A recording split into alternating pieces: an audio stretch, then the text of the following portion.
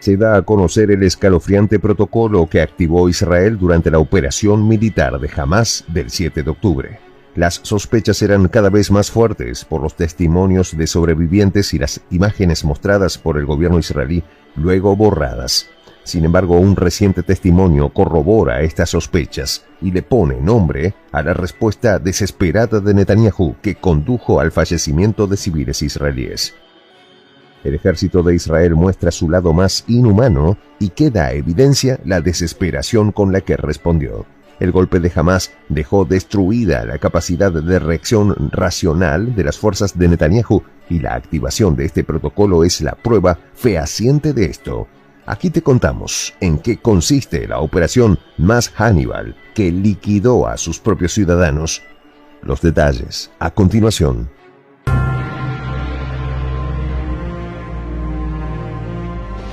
Voz de la Patria Grande.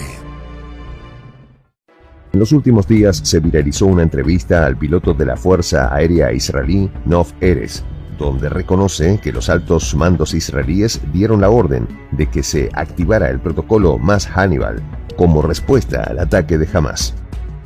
Esto significaría que gran parte de las bajas civiles en el kibutz de Be'eri fueron obra directa de la acción militar israelí y no del ataque coordinado de Hamás, el cual, según los reportes emitidos, consistía en destruir objetivos militares y capturar rehenes.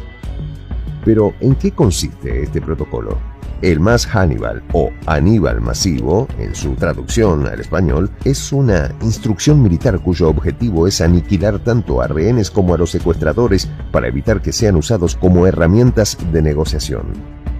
Según el piloto entrevistado por el medio Haaretz, este protocolo había sido derogado entre 2008 y 2016, pero confiesa que él y sus compañeros han hecho uso del mismo en varias ocasiones durante los últimos 20 años.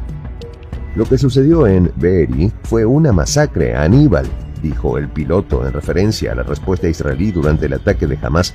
Los helicópteros dispararon indiscriminadamente a todos los autos que salían de la zona de ataque sin verificar si había rehenes. Además, según Erez, la ausencia de fuerzas terrestres israelíes en ese momento descartaba cualquier posibilidad de coordinar el ataque por tierra y aire. Esto significa que los helicópteros dispararon a todo lo que se moviera. Las imágenes publicadas por las Fuerzas de Defensa de Israel, IDF por su sigla en inglés, corroboran esta información. A pocos días de perpetrado el ataque de Hamás, publicaron un video de un helicóptero Apache disparando contra objetivos civiles. En ese momento, la narrativa del gobierno de Netanyahu era hacer pasar a esos civiles con militares de Hamás. Sin embargo, los internautas rápidamente empezaron a notar inconsistencias en esas imágenes y el propio gobierno israelí tuvo que ocultar el video. Desde entonces se sospecha que la actuación del ejército israelí contra los atacantes de Hamás fue completamente distinta a la versión oficial que brindó el gobierno sionista, lo cual se complementa con la batería de fake news que hizo circular. Recordemos que a las pocas horas de conocerse el asalto de Hamás, el gobierno de Netanyahu hizo circular la fake news de que los atacantes habían cercenado las cabezas de 40 niños y que habían ultrajado mujeres. Ambas versiones no fueron ratificadas ni por testigos ni por sobrevivientes liberados.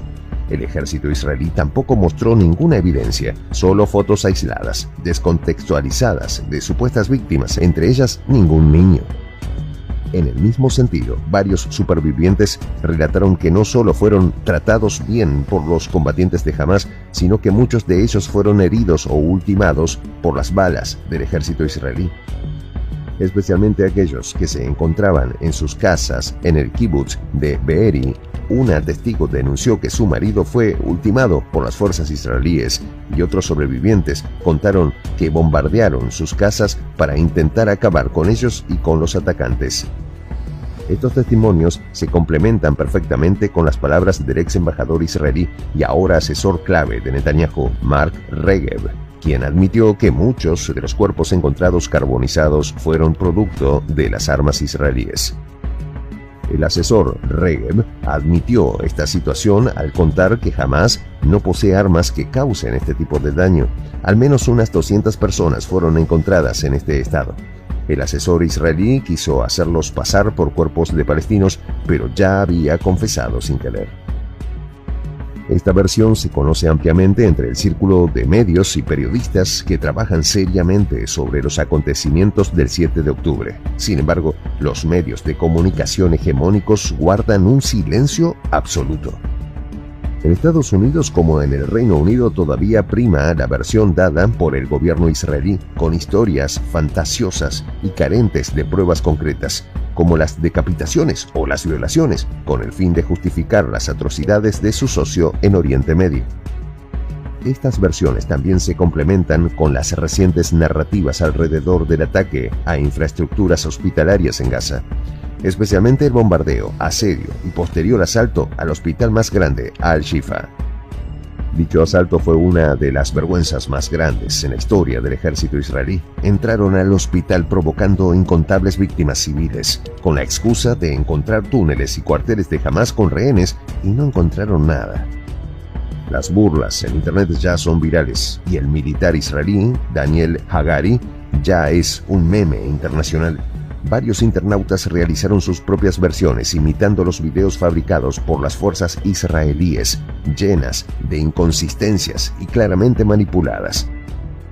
Incluso los medios israelíes tuvieron que admitir que muchos de los túneles mostrados por las fuerzas de Netanyahu eran fabricaciones del propio ejército israelí, hechos durante la ocupación de Gaza antes de 2005.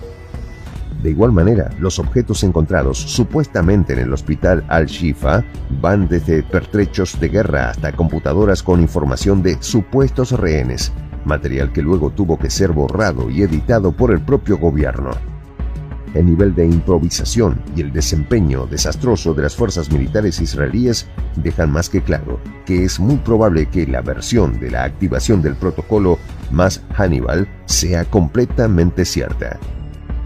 Esta revelación de la siniestra instrucción militar de Israel contra sus propios ciudadanos termina por derribar para siempre la narrativa de Netanyahu.